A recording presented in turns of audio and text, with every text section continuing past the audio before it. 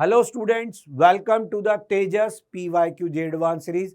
इसमें आज आपके लिए मैं टॉपिक लेके आया हूं वेव्स। वेव्स का मतलब है wave on string and sound wave.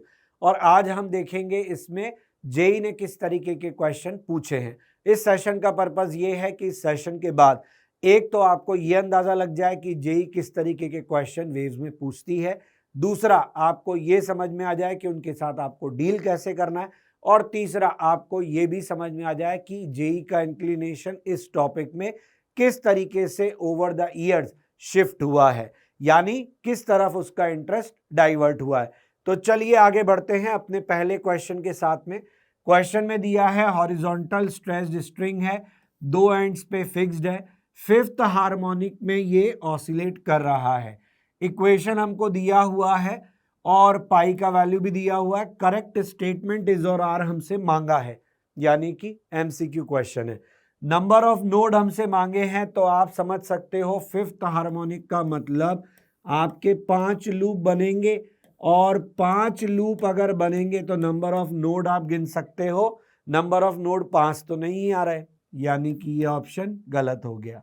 Length of string मांगा है, तो लेंथ ऑफ स्ट्रिंग क्या होगा?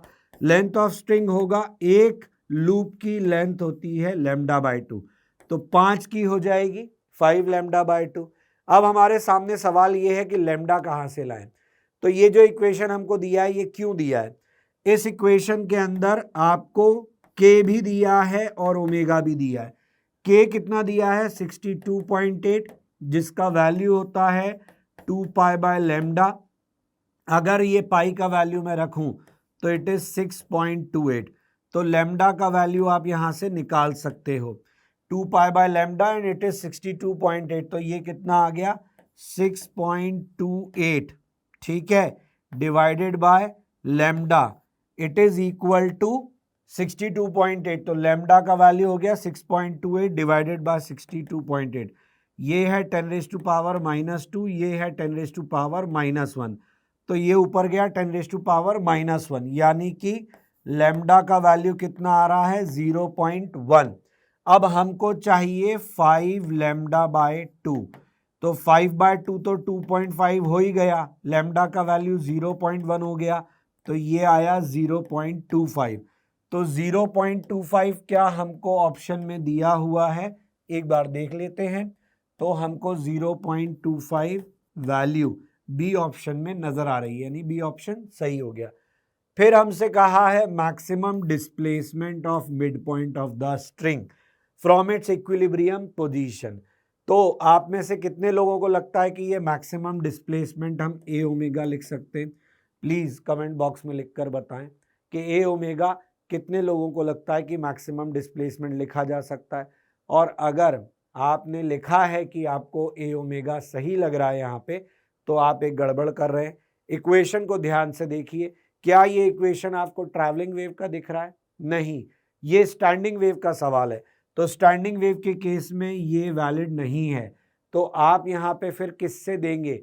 आप देंगे एंटी नोड के डिस्प्लेसमेंट से, क्योंकि मैक्सिमम डिस्प्लेसमेंट उसी का होता है। कहाँ लिखा होता है स्टैंडिंग वेव का एम्पलीट्यूड? ये रहा आपकी स्टैंडिंग वेव का amplitude, which is the amplitude of anti node, क्योंकि वही है जो इतना ज्यादा ऑसिलेट कर सकता है, इतनी ज्यादा एम्पलीट्यूड से। I am talking about this position. Clear है? तो ये कितना दिया है? 0.01। तो इस हिसाब से सी ऑप्शन भी सही हो गया। डी ऑप्शन में बोला है fundamental frequencies 100 hertz. Fundamental frequency इस केस में क्या होती है पता है आपको? है V/12 हमारी फंडामेंटल फ्रीक्वेंसी होती है। V हमारे पास है क्या? V को हम ω/k लिख सकते हैं, और ये 1/12 हो गया। ओमेगा का वैल्यू क्वेश्चन में कितना है? 628। ये 628 है और ये 62.8 है, और 1/12 में ये 2 है। L का वैल्यू कितना आया? 0.25, यानी कि 1/4। तो इसको ऊपर भेज देते हैं, ये कैंसिल हो जाएगा। तो ये वैल्यू तो नहीं आ रही जो यहाँ पे दिख रही है, इसका मतलब डी गलत हो गया। समझ में आया? तो आंसर देख लेते हैं क्या दिया था जेई ने, बी और सी। क्लैरिटी के साथ समझ में आया? आगे बढ़ते हैं। स्टैंडिंग वेव का सवाल था। टॉपिक का नाम मैं इसलिए मेंशन कर रहा हूं ताकि आपको हर एक सवाल के साथ में ये समझ में आया कि इन ईयर्स के बाद, इन ईयर्स के दौरान कैसे जेई ने अपना जो इंटरेस्ट है वो शिफ्ट किया है। ये PYQ के जो सेशंस है इनका पर्पस यही आपको समझाना है। आगे बढ़ते हैं। One end of a taut string of length 3 metre along the X axis is fixed at x equal to 0। Speed of the wave जो है वो आपको दिया हुआ, तो आपका x इक्वल टू 0 पे स्ट्रिंग फिक्स्ड है, यानी यहाँ पे नोड बन रहा है, और वेव का स्पीड जो है वो आपको दिया हुआ है 100, ठीक है। फिर आपको दिया है अदर एंड जो है वो वाई डायरेक्शन में वाइब्रेट कर रहा है, यानी कि यहाँ पे एंटी नोड बन रहा है, तभी ये वाइब्रेशन के लिए फ्री होगा। x बराबर 3, क्योंकि 3 मीटर लंबी रस्सी है तो एंटी नोड x बराबर 3 पर बन रहा है। अपने से कहा है कि स्टेशनरी वेव हम यहाँ सेटअप कर रहे हैं, तो पॉसिबल वेव फॉर्म क्या हो सकते हैं, तो हो सकता है कि आपका ये वाला केस बने, हो सकता है आपका ये वाला केस बने, तो इनमें से कौन सा केस बनेगा ये हमको चेक करना है। इस केस में हम देख सकते हैं λ/4 शुड इक्वल टू L। इसको मैं λ1 नाम दे देता हूं क्योंकि ये पहले केस में मैं वेवलेंथ की बात कर रहा हूं। यहां से मुझे मिलेगा λ1 इज इक्वल टू 4L, यहां से मुझे मिलेगा λ1 का वैल्यू 12, λ1 मुझे मिल गया, v का वैल्यू मिल गया, तो इससे मैं निकाल सकता हूं f का वैल्यू। क्यों? क्योंकि v बराबर f लैम्डा, तो लैम्डा का वैल्यू क्या हो गया v/f। यहाँ 100 है, यहाँ 12 है, और अगर हम ओमेगा से निकालना चाहें तो उससे भी देख सकते हैं। तो ये कितना आ गया हमारा, अगर हम ओमेगा से ही निकालना चाहें तो उस केस में हम क्या करेंगे, हम जानते हैं ओमेगा बराबर 2πf होता है, यानी कि f के आंसर को कन्वर्ट करने के लिए हमको क्या करना होगा, हमें 2π v बराबर f लैम्डा, तो f बराबर v/λ, 2πv/λ करना पड़ेगा। यानी पहले केस में हमारी एंगुलर फ्रीक्वेंसी आनी चाहिए 2π इंटू 100/12। ये सॉल्व करते हैं तो कितना आता है, ये आता है 50π/3। 50π/3 इस ऑप्शन में ओमेगा दिख रहा है। बाकी सभी ऑप्शंस में आप देख सकते हो कि x इक्वल टू 0 पे नोड बनेगा, ये सब जगह सेटिस्फाई हो रहा है। यानी इतनी सी इंफॉर्मेशन से क्वेश्चन में हम कुछ भी नहीं कर पाएंगे, तो फिर हमको फ्रीक्वेंसी से डिसाइड करना पड़ेगा। तो एक केस में तो हमको मिल गई फ्रीक्वेंसी, दूसरा केस क्या बन सकता है, 3λ2/4 इज इक्वल टू L, यानी कि λ2। तो आपको एक चीज समझ में आ रही होगी कि आपका λ1 जो है वो आएगा 4 टाइम्स ऑफ L, फिर λ2 आएगा 4L/3, फिर λ3 आएगा 4L/5, फिर λ4 आएगा 4L/7 and so on. And accordingly आप अपना ओमेगा देख सकते हो। हर बार आपके ओमेगा के लिए आपको करना क्या होगा, आपको 200π को डिवाइड करना होगा। तो हमें इसके आधार पे अपना आंसर चेक करना है। तो सेकंड केस में अगर हम देखें तो फ्रीक्वेंसी क्या आएगी, फ्रीक्वेंसी सीधा लिख दें या λ2 निकाल लेते हैं, चलिए। तो λ2 की वैल्यू क्या आएगी, λ2 की वैल्यू के लिए हमें 4L/3, 4L की वैल्यू भी हमको मालूम है, 3 है तो 12 है, तो एक बार 12/3 करेंगे, 12/3 इज 4, तो ओमेगा 2 हमको मिल जाएगा कितना, जैसा कि हमने कहा था 200π डिवाइड बाय 4, ये कितना हो गया 50π। 50π है क्या हमारे किसी ऑप्शन में, 50π नहीं है। चलिए अगली फ्रीक्वेंसी देख लीजिए कौन सी फ्रीक्वेंसी हो सकती है। अगली फ्रीक्वेंसी आप यहां से देखेंगे तो 4L/5 यानी 12/5, 12/5 से आपको ओमेगा मिल जाएगा 200π, 12/5, 12 नीचे 5 ऊपर, ये कितना हो गया, ये हो गया 100, ये हो गया 6, ये हो गया 50, ये हो गया 3, तो ये हुआ 250π/3।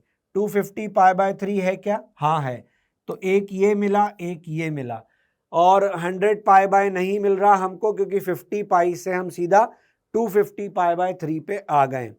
इसी तरीके से हम वैल्यू निकाल के देखेंगे तो हमको डी ऑप्शन भी मिल जाएगा। डी ऑप्शन के लिए हमारे को ये ऐसे ही रखते रहना पड़ेगा।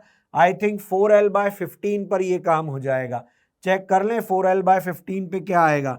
अगर मैं लेमडा का वैल्यू ले लेता हूँ 4l/15 तो ओमेगा का वैल्यू हो जाएगा 200 पाई 4l/15 यानी 12 इंटू ये ऊपर 15 चला गया। ये फिर से वही हुआ कि ये 100 और ये 6, ये 50 और ये 3, तो ये 3 और ये 50, तो ये कितना हो गया 50 और 3 कैंसिल हो रहा, अरे कैंसिल हो गया 3 5 15, तो ये हो गया 250 पाई। तो आ रहा है डी ऑप्शन। ऐसे आपको चेक करना पड़ेगा। तो इस हिसाब से हमारा आंसर इसके लिए क्या होना चाहिए, ए, सी और डी।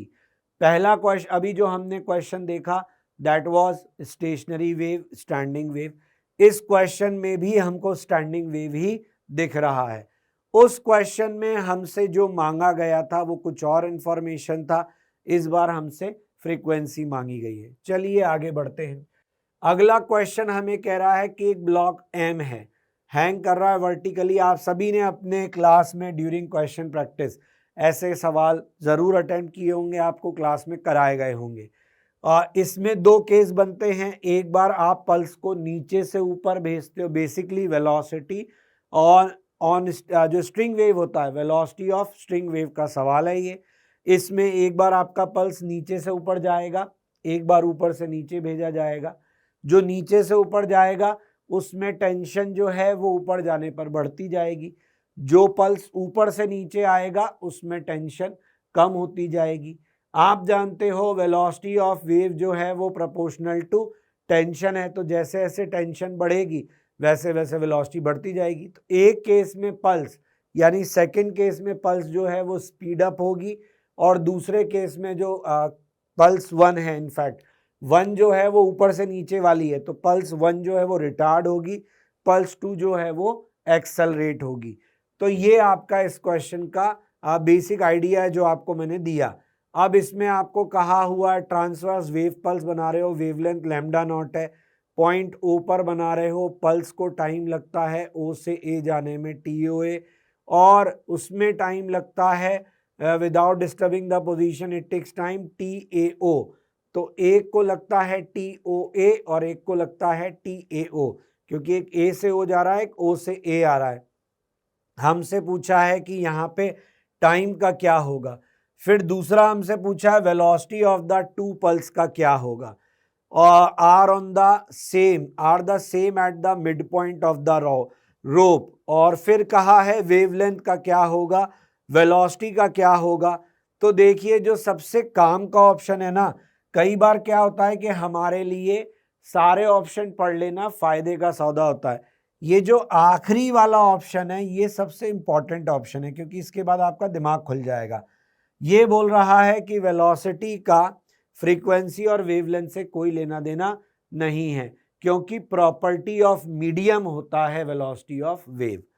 अब इस केस में प्रॉपर्टी ऑफ मीडियम नहीं बदल रहा, प्रॉपर्टी ऑफ मीडियम नहीं बदल रहा, इसका मतलब क्या हुआ, दोनों में आपका जो स्पीड है वेव का, समझ रहे हो आप बात को, तो आपका यहाँ पे स्पीड ऑफ वेव जो है वो प्रॉपर्टी ऑफ मीडियम है, तो फ्रीक्वेंसी और वेवलेंथ से कोई फर्क उसमें नहीं पड़ेगा। ये बात एकदम सही है। अब आप देखिए कि टाइम पीरियड आप निकालेंगे, तो अगर प्रॉपर्टीज ऑफ मीडियम नहीं बदल रहा तो फिर आप O से A जाओ तो भी उतना ही लेंथ चलोगे, A से O जाओ तो भी उतना ही लेंथ चलोगे, तो उसी स्पीड से उतना ही लेंथ चलोगे, तो आपको टाइम जो है वो डेफिनेटली क्या लगना चाहिए। अगर आपको मेरी बात समझ नहीं आ रही तो आपको मैं बता देता हूं कि आप इसको लंबे तरीके से भी कर सकते हो with a longer method. Longer method क्या होता है कि आप पहले वाली पल्स के लिए लिखो, तो माना कि हम ऊपर से आए नीचे, कितना x, तो ये जो वेलोसिटी है पहले आप लिखोगे टेंशन एट पोजीशन x, फिर आप लिखोगे वेलोसिटी इन फर्स्ट केस, तो ये निकल के आएगा √GL-x।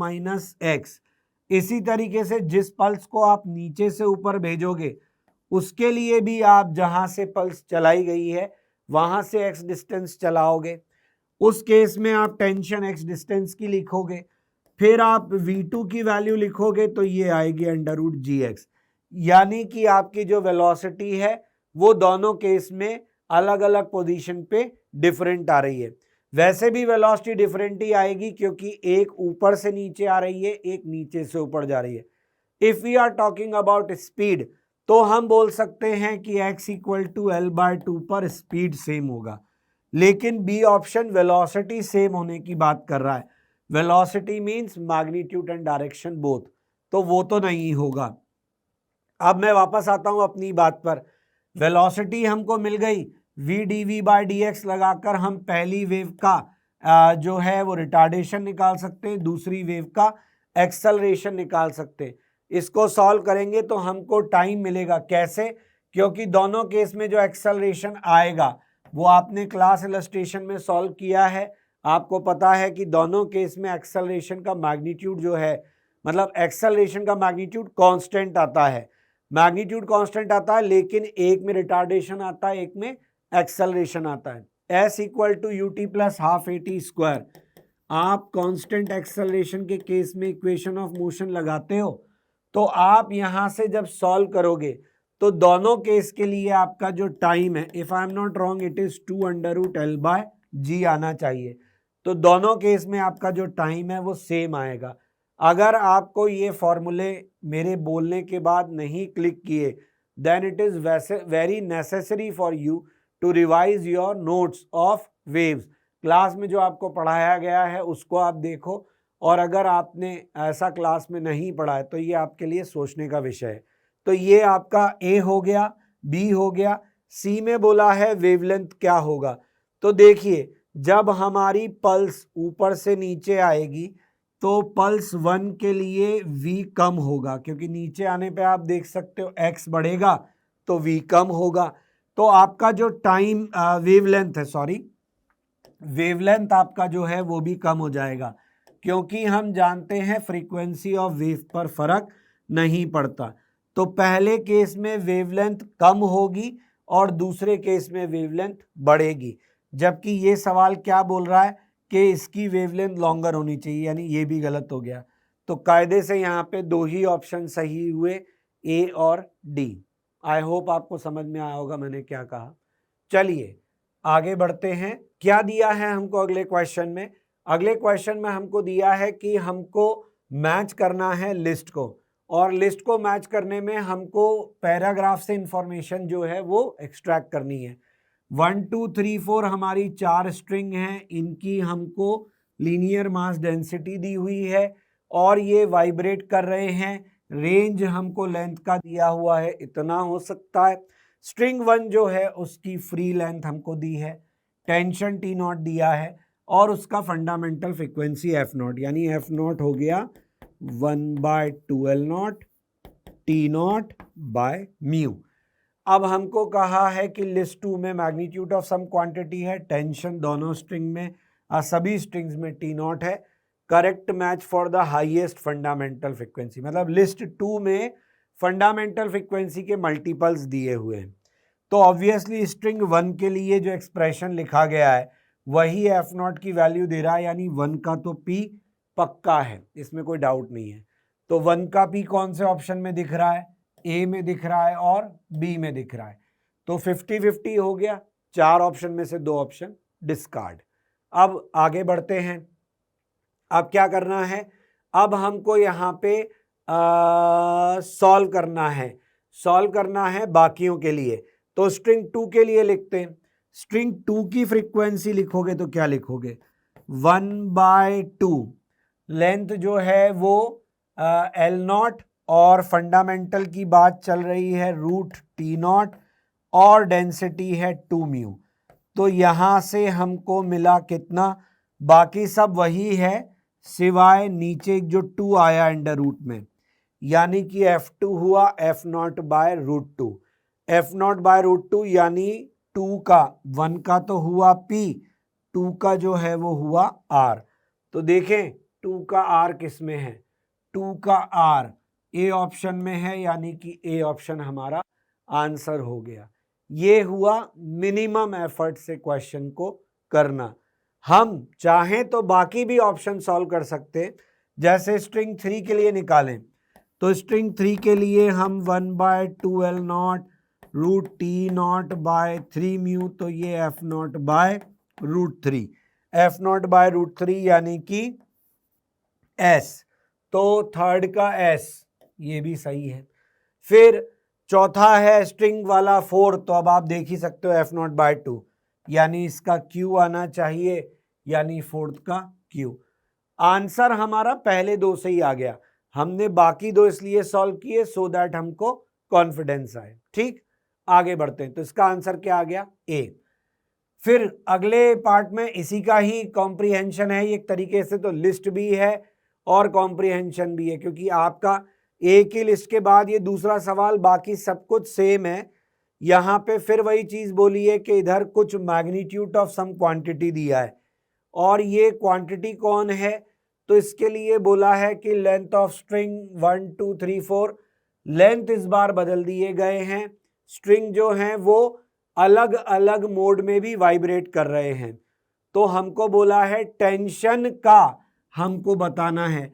तो पिछली बार हमने F0 के मल्टीपल की टर्म्स में आंसर दिया था, इस बार T0 के मल्टीपल की टर्म्स में आंसर देंगे। तो पहले वाले केस में F1 वाले केस में 1/2 L कितना है? L0, tension T0, density mu. ये हुआ पहला वाला केस। अब ध्यान देने वाली बात यह है कि सबकी फ्रीक्वेंसी सेम रहेगी। अगर आप F2 लिखते हो तो उसकी लेंथ रखोगे 3L0/2, और टेंशन पता नहीं अपने को, और म्यू उसका 2 म्यू है। तो यहां से अपने को क्या मिल रहा है? F2 का वैल्यू अपने को मिल रहा है 1/3L0 रूट T2/2 म्यू। अब इन दोनों इक्वेशन को इक्वेट कर दीजिए, क्योंकि दोनों की फ्रीक्वेंसी सेम बोली है। तो 1/3L0 under root T2/2 mu, 1/2L0 under root T0/म्यू। तो रूट म्यू से रूट म्यू कट गया, L0 से L0 कट गया। हमें क्या दिख रहा है यहाँ पे आता हुआ? T2 बराबर 3, अब स्क्वायर कर लें दोनों तरफ, स्क्वायर कर लेंगे तो क्या मिलेगा? यहाँ से हमें मिलेगा एक तो 9, ये 2, और यहाँ पे हमको मिलेगा 4। तो ये कितना मिल रहा है हमको? 9/2 टाइम्स ऑफ T0 मिल रहा है। या हमने कुछ गड़बड़ झाला करा? नहीं करा। 3L0/2, तो 2 से 2 कट गया, 3L0 रह गया। डेंसिटी इसका, ओहो we miss out one thing, frequency यहाँ पे थर्ड हार्मोनिक की लिखनी है, यानी ऊपर भी 3 आएगा यहाँ पे। तो वो देखकर इसलिए समझ में आ रहा है क्योंकि हमारे जो ऑप्शन है उसमें मुझे ये 9/2 देखना याद नहीं। अगर ये 3 होगा तो हमारा ये 3 जो है ये भी यहाँ से कट गया। अगर ये 3 यहाँ से कट गया तो ये भी यहाँ से कट गया, ये भी यहाँ से चला गया। तो बचा क्या? T0/2 का आना बचा। तो T0/2 कहाँ दिया हुआ है हमको? है इसमें स्ट्रिंग 2 के लिए T0/2, सेकंड का Q, इसका तो 1 ही होगा, इसका सेकंड का Q। तो देखें अपने आंसर, 1 का P किस किस में दिया हुआ है? अरे 3 ऑप्शन में 1 का P है, छोड़ दो। सेकंड का Q कितने ऑप्शन में दिया है? वो भी 3 ऑप्शन में दिया है, पर B तो हमारी लिस्ट में है ही नहीं। अब इनमें से 1 का P वाले ये 3 ऑप्शन, 2 का Q वाले केवल ये 2 ऑप्शन, तो B और D तो हमारे लिस्ट से बाहर चले गए। अब हमको तीसरा भी जो है वो सॉल्व करके निकालना पड़ेगा, क्योंकि हमें दिख रहा है यहाँ पे कि इतने से काम नहीं चलेगा। तो तीसरे के लिए क्या इन्फॉर्मेशन है? अरे इन्फॉर्मेशन तो इसी पेज पे, यही सॉल्व कर देंगे। तीसरे के लिए क्या इन्फॉर्मेशन दी है? अब जैसे F2 के लिए सॉल्व किया, ऐसे ही F3 के लिए सॉल्व कर दो। F3 के लिए सॉल्व करोगे तो F3 कौन सा हार्मोनिक बोला है इसको? फिफ्थ हार्मोनिक बोला है, फिफ्थ हार्मोनिक ले लो। लेंथ क्या बोली है? 5L0/4, 5L0/4 तो 4 ऊपर चला गया, रूट T/3 3 म्यू ले लो, तो 5 से 5 कट गया, ये कट गया, तो क्या आया 2√t/3 mu should equal to, बाकी सब कैंसिल आउट हो गया अपना, √t0/म्यू स्क्वायर ऑन बोथ साइड, तो t बराबर क्या मिला 3/4 ऑफ t0। 3/4 ऑफ t0 अपने किसी ऑप्शन में है क्या? 3/4 ऑफ t0, 3/4 तो नहीं दिख रहा। कैलकुलेशन में कहीं फिर से चेक कर ले, 2 से 2 उधर कट गया, इधर 2 ऊपर गया, तो ये 2 स्क्वायर करने पर नीचे आएगा, √3 इधर जाएगा, कोई दिक्कत नहीं है। तो 3/4 ऑफ t0 आ रहा है। ये कौन सा हार्मोनिक था? फिफ्थ। तो फिफ्थ हार्मोनिक, लेंथ थी 5L0/4, 4 ऊपर गया, तो 1/v/2L √t/ डेंसिटी कितनी है इसकी 3 म्यू, 3 म्यू भी ले लिया, तो 5 से 5 कटा, 2 से 2 कटा, कैलकुलेशन में तो कोई मिस्टेक नहीं दिख रही। फिर स्क्वायर करेंगे तो 2 का 4 हो जाएगा, 3 उधर चला जाएगा, तो 3/4 वाला ऑप्शन हमारा इसमें कहीं है नहीं। अगर इसमें ऑप्शन नहीं है तो फिर मैच कैसे कराएंगे? कहीं कोई ना कोई गड़बड़ हमसे हो रही है। फिर से एक बार इसको लिख लेते हैं थर्ड वाले को। थर्ड वाले में 1/2, लेंथ कितना बोला है 5L0/4, 5L0/4। हार्मोनिक कौन सा बोला है? फिफ्थ। तो फिफ्थ हार्मोनिक यानी 5√t/म्यू, 5 से 5 कटा, ये 2 कटा, दैट इज इक्वल टू 1/2L0√t0/म्यू। This is the mistake. ये 2 हमारा रह रहा है, अब सही है। क्यों? क्योंकि 2 ये 3 म्यू है, √t/3 म्यू रखेंगे, इधर 1/2√t0/म्यू रखेंगे, म्यू से म्यू उड़ाएंगे, स्क्वायर करेंगे तो ये भी 2 का 4 होगा, ये भी 2 का 4 होगा, तो t बराबर 3/16 ऑफ t0 आएगा। सवाल आसान है, कैलकुलेशन तो 3/16 कहाँ दिख रहा है? तो देखिए स्ट्रिंग 3 का कौन सा ऑप्शन आया? T option. किस में दिया हुआ है? 3 का टी इसमें दिया हुआ है, 3 का आर इसमें दिया हुआ है, यानी ए ऑप्शन हमारा आंसर होना चाहिए। अब हम चौथा सॉल्व करना चाहें तो हम कर सकते हैं, अदरवाइज आंसर चेक कर ले, आंसर आया ए। आई बात समझ में सब लोगों को? तो क्वेश्चन जो है वो कैलकुलेशन वाइज या ऐसे अगर आपसे गड़बड़ हो रही तो घबराने की बात नहीं है। आप अपने एक्सप्रेशन को दोबारा रख के देख लीजिए। जैसे मैंने यहाँ सॉल्व किया लेकिन मुझे नहीं दिख रहा था कि वो कैसे कट रहा है, तो मैंने दोबारा उस एक्सप्रेशन को फिर से सॉल्व किया।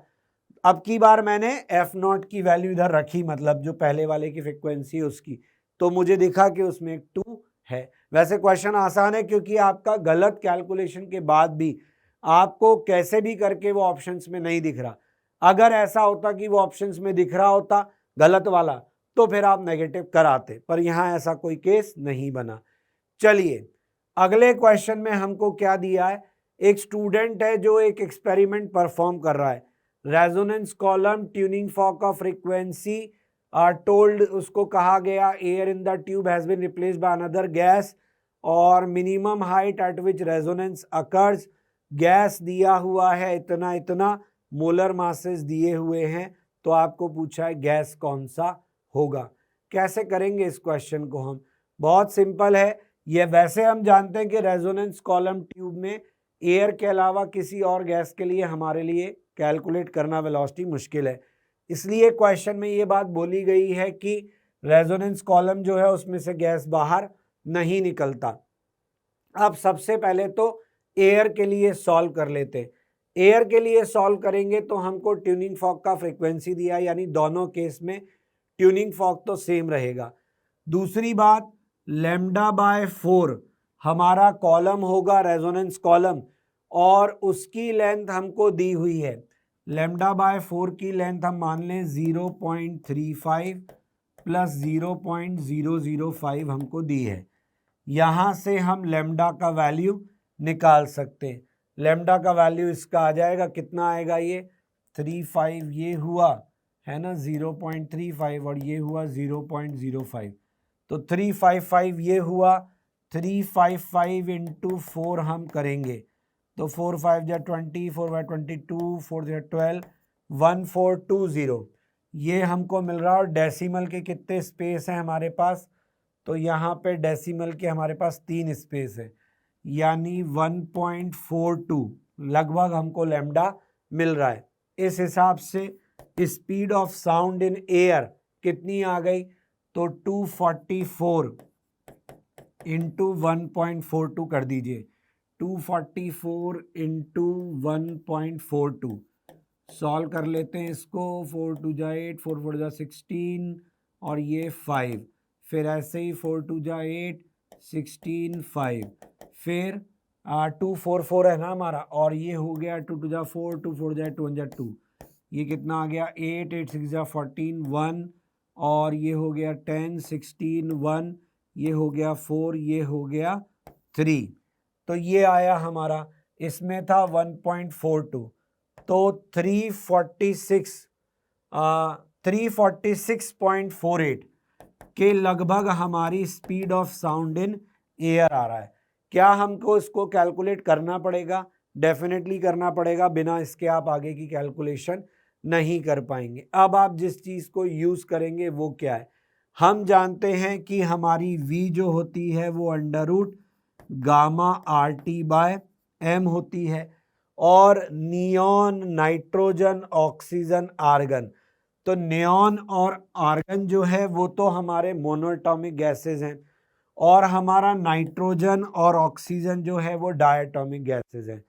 तो गामा भी जानते हैं हम, गामा ऑफ मोनो क्या होता है 1 + 2/3, that makes it 5/3। Gamma of डाया क्या होता है 1 + 2/5, दैट मेक्स इट 7/5।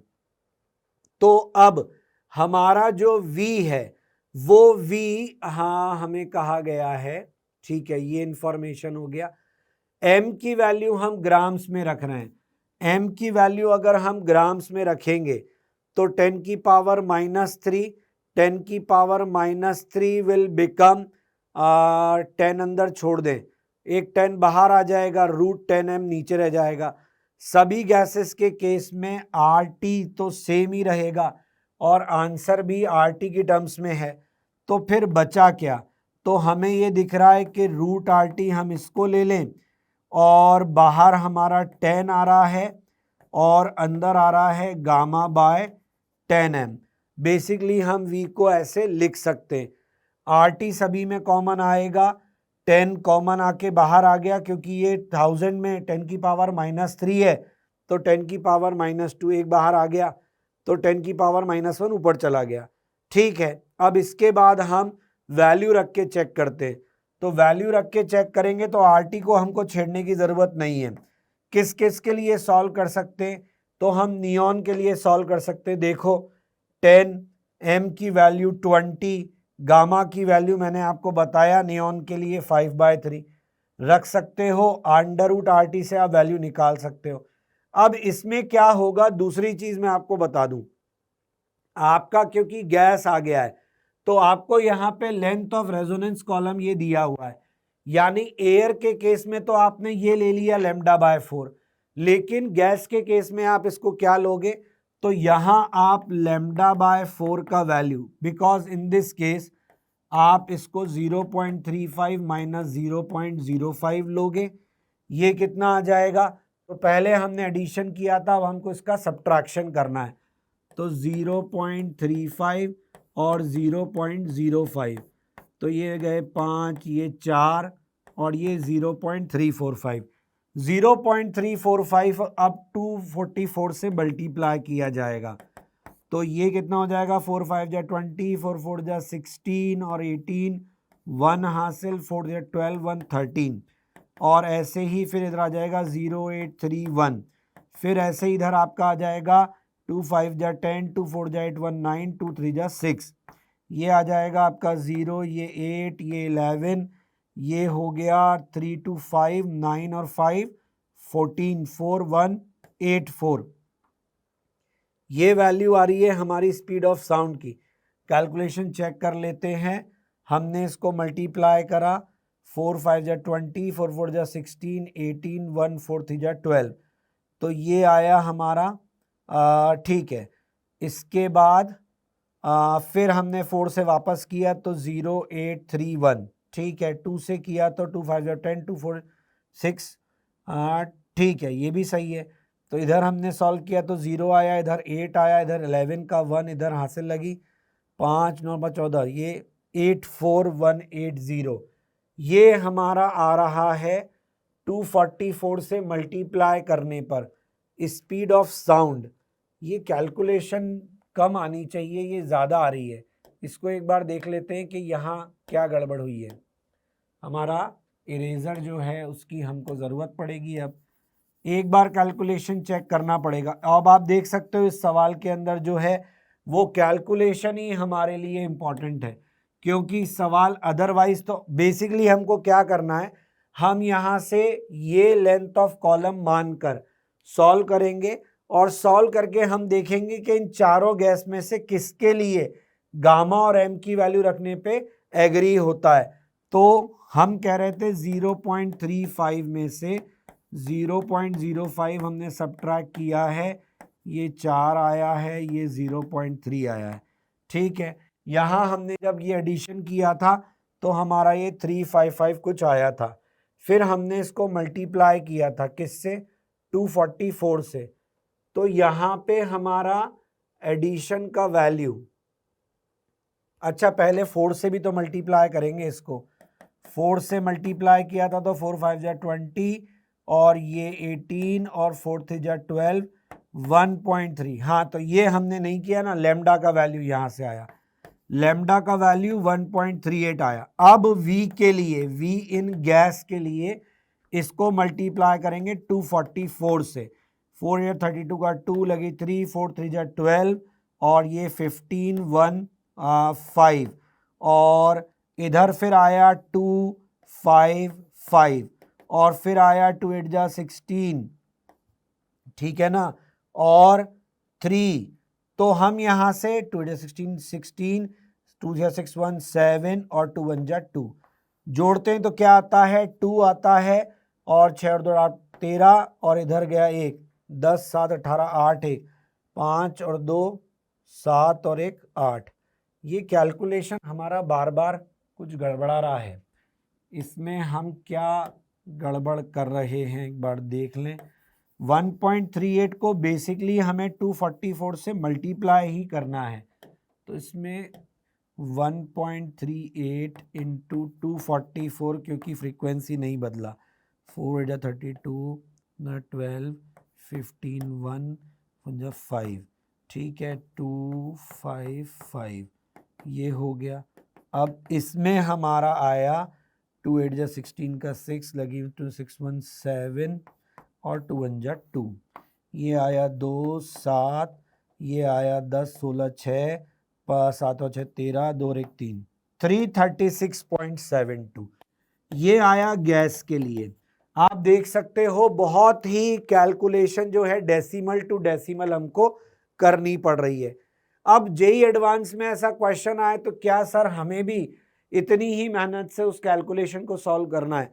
तो जवाब ये है कि जेई एडवांस में आपसे अगर क्वेश्चंस इसके अलावा कम कैलकुलेशन वाले इजीली बन रहे हो तो गो फॉर देम, और अगर आपको ऐसा लग रहा है कि आपके लिए सर्वाइवल मुश्किल हो रहा है और आपको ऐसे क्वेश्चन कर लेने में फ़ायदा नज़र आ रहा है जो आपसे सॉल्व हो रहे हैं लेकिन लेंदी है, क्योंकि आपको फाइनली जो है क्रैक करना है एग्जाम को, तो फिर आप ऐसा क्वेश्चन पिक कर सकते हो।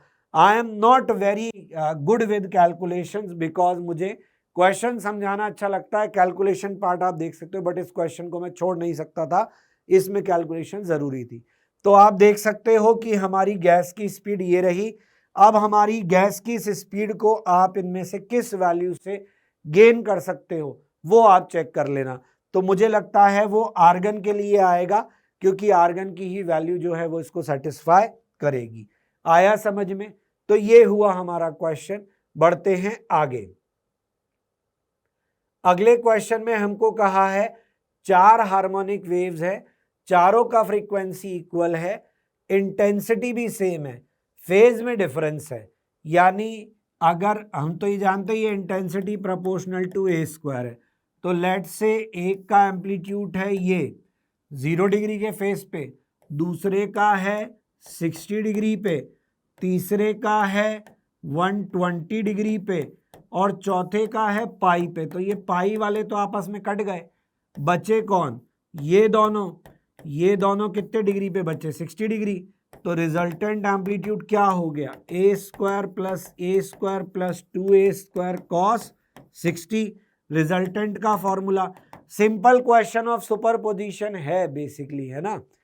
तो ये हो गया 2a², ये हो गया a², ये हो गया 3a², यानी कि रिजल्टेंट इंटेंसिटी 3 टाइम्स हो गई आपकी इंटेंसिटी की। तो आपको पूछा वैल्यू ऑफ n, तो n की वैल्यू क्या आनी चाहिए? 3। अब आपने देखा कि स्टैंडिंग वेव चल रही थी, स्टैंडिंग वेव के बाद रेजोनेंस कॉलम आया और रेजोनेंस कॉलम के बाद में सुपरपोजिशन आया। यानी किस तरीके से क्वेश्चंस जो हैं उनकी चॉइस चैप्टर के अंदर टॉपिक वाइज बदल रही है। यहां पे हमको दिया है अगला क्वेश्चन, अगले सवाल में हमको दिया हुआ है 2 लाउड स्पीकर्स हैं M और N जो 20 मीटर अपार्ट हैं, ठीक है।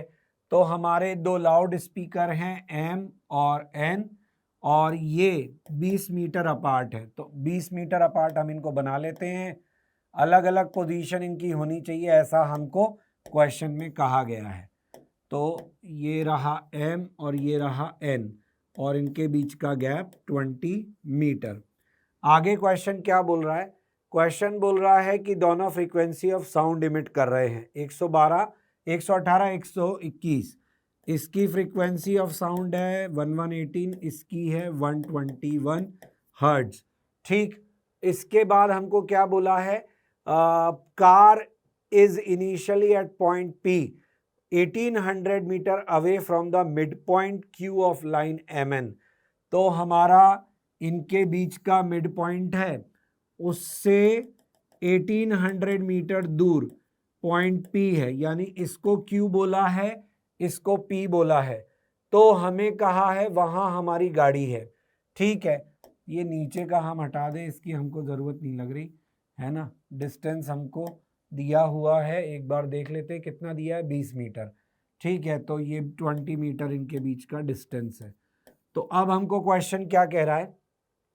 क्वेश्चन हमको कह रहा है कि ये आ रही है 60 किलोमीटर पर आवर से और ये क्रॉस करती है Q को और फिर 1800 मीटर दूर चली जाती है। तो 1800 मीटर दूर वापस एक पॉइंट बनाना है हमको, दैट इज R। तो ये आ रही है 60 किलोमीटर पर आवर से। अब क्वेश्चन हमसे क्या मांग रहा है? क्वेश्चन हमसे मांग रहा है कि कौन सा स्टेटमेंट सही है। प्लॉट मांग रहा है बीट फ्रीक्वेंसी का, और बीट क्यों सुनेगा ये, सबसे पहले तो ये बात आती है। फिर ये अच्छा, 2 ऑप्शन तो इसमें बीट फ्रीक्वेंसी के ही हो गए। फिर rate of change of beat, अच्छा, और फिर ये फ्रीक्वेंसी। NP और NR क्या दिया हुआ है हमको? कहा गया है NP, NQ और NR बीट फ्रीक्वेंसीज हैं। साउंड इन एयर 330 दिया हुआ है। चलिए तो देखते हैं क्वेश्चन में हमको क्या करना है। यहां पर ये जब आ रहा होगा तो सबसे पहले तो इसको देख लो, ये 20 है तो ये एंगल कितना हो गया 10 और ये हो गया 1800। तो यहां से हम एंगल थीटा निकाल सकते हैं क्या? निकाल सकते हैं। एंगल थीटा निकालने का फायदा क्या है? अगर इसको मैं 1 और इसको मैं 2 लिखता हूं तो अपेरेंट फ्रीक्वेंसी 1 की इसको क्या सुनाई देगी? तो observer is moving toward source, यानी V plus V cos theta, ठीक है। और बीच का फ्रीक्वेंसी स्पीड, ठीक, और फ्रीक्वेंसी हो गई कितनी? F1। ऐसे ही F2 की लिखता हूं तो उसकी भी V plus V cos theta. अभी मैं वैल्यू नहीं रख रहा हूं क्योंकि मुझे यहाँ पे ये दिख रहा है कि बाकी सब कुछ यहाँ पे सेम है, क्योंकि ये थीटा है तो ये भी थीटा ही होगा। तो ऑब्जर्वर की वेलोसिटी का कंपोनेंट m की तरफ होगा तो ऑब्जर्वर की वेलोसिटी का कंपोनेंट n की तरफ भी होगा। तो F1 डैश और F2 डैश तो हमारे दोनों डिफरेंट हो गए, ठीक है।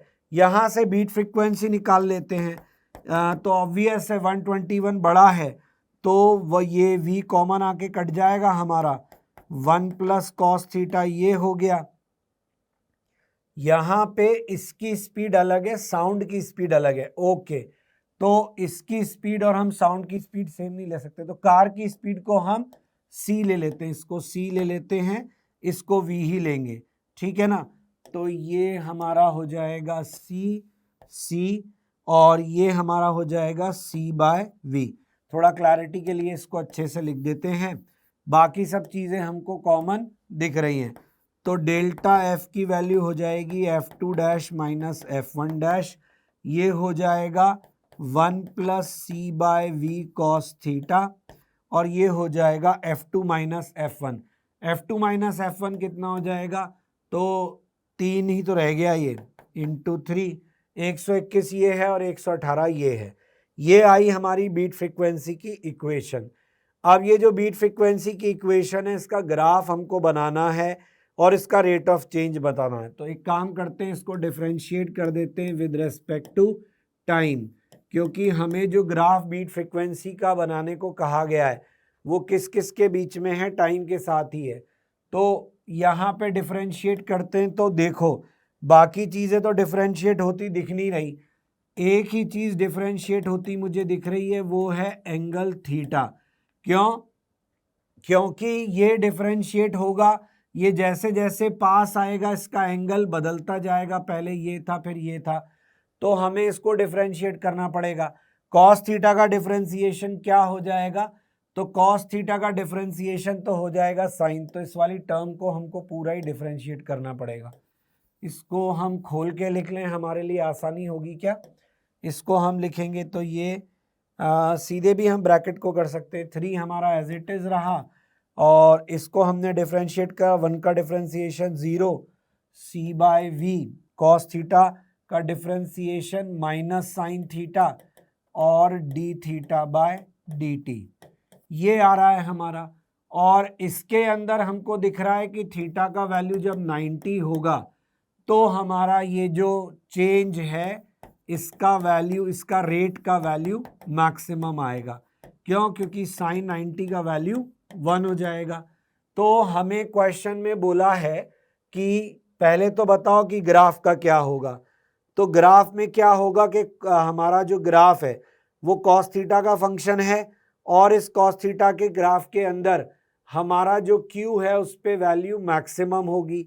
तो rate of change of beat frequency maximum है जब ये क्यू से पास हो रहा है, ये तो हमको दिख रहा है। और इन दोनों में से हमको बताना है कि हमारा ग्राफ कौन सा सही है। तो P से हम चलते हैं, तो Q पर हमको जो है मैक्सिमम चेंज मिलना चाहिए। तो देखिए टेंजेंट हमने डाली और यहाँ पे टेंजेंट का स्लोप हमें दिख रहा है, और इस केस में अगर हम देखते हैं तो ऐसा नहीं है। तो ग्राफ में से तो पक्का हो गया A सही है और C भी सही है। अब D का हमको देखना है, D का क्या होगा। तो D के लिए हम क्या करें, frequency at P, frequency at Q और फ्रीक्वेंसी एट R, इनके बीच में रिलेशन मांग रहा है। तो फ्रीक्वेंसी एट P को हम क्या लिखेंगे, P वाले केस में तो हमने ये लिखा, तो ये तो हुआ फ्रीक्वेंसी एट P। अब अगर यही मुझे फ्रीक्वेंसी एट Q लिखना है तो उस केस में क्या हो जाएगा, उस केस में मेरे पार्टिकल की जो कार की जो वेलोसिटी है वो दूर की तरफ है, यानी अब वो अवे जा रहा है। तो यहाँ प्लस की जगह कौन सा फॉर्मूला आ जाएगा, माइनस का। तो ये कितना आ जाएगा, Q के केस में नहीं, R के केस में, क्योंकि दूर जा रहा होगा। तो दूर वाले के केस में यहाँ आ जाएगा 1 minus c/v cos theta into R। और अगर Q का निकालना है तो Q के लिए तो बीट फ्रीक्वेंसी के अंदर थीटा की वैल्यू 90 डाल दो, कॉस 90 0 हो गया, तो कॉस 90 0, तो केवल बीट फ्रीक्वेंसी आ गई 3। तो ये हमारा रिलेशन आया। अब अगर हम P प्लस बोला है ना, P प्लस R, तो beat frequency at P and beat frequency at R अगर हम करते हैं तो 3 कॉमन आ गया, 1 प्लस c/v कॉस थीटा और 1 माइनस c/v कॉस थीटा, इनको हम कैंसिल करेंगे तो ये कितना आ जाएगा, 6 आ जाएगा। और ये किसका ट्वाइस है, ये Q वाली फ्रीक्वेंसी का ट्वाइस है। तो Q वाली फ्रीक्वेंसी का ट्वाइस है, तो यही हमको बोला था। तो हमारा कौन सा ऑप्शन और सही हो गया? डी ऑप्शन भी हमारा सही हो गया। तो यहां से हमको ए मिला सही आंसर, फिर मिला सी सही आंसर, और फिर मिला डी सही आंसर। तो क्या दिया हुआ है आंसर? ए सी डी। आया समझ में? ये था डॉपलर का सवाल, ठीक है ना। अगला क्वेश्चन हमको क्या कह रहा है? स्टेशनरी सोर्स इमिट कर रहा है साउंड ऑफ दिस फ्रीक्वेंसी, ये एक कार से रिफ्लेक्ट होती है, ठीक है, with a speed of 2 metre per second. तो कार जो है वो 2 मीटर पर सेकेंड से चल रही है, रिफ्लेक्टेड सिग्नल। अब ये डॉपलर के अंदर रिफ्लेक्शन का सवाल आ गया। तो कार के पास से रिफ्लेक्ट होके ये वापस आती है beat frequency of resulting signal. तो हमें क्या करना है? हमें दिया हुआ है कि सोर्स की ओरिजिनल फ्रीक्वेंसी 492 है। अब क्या होगा? एक साउंड ये कार की तरफ भेजेगा, फिर कार उसको वो साउंड वापस भेजेगी रिफ्लेक्शन के बाद। तो इसको जो फ्रीक्वेंसी रिसीव होगी उसके साथ ये बीट्स बनाएगा। ये क्वेश्चन है। तो सबसे पहले तो ये निकालो ऐसे सवालों के अंदर कि कार ने क्या सुना। कार ने क्या सुना मतलब कार को क्या फ्रीक्वेंसी रिसीव हुई।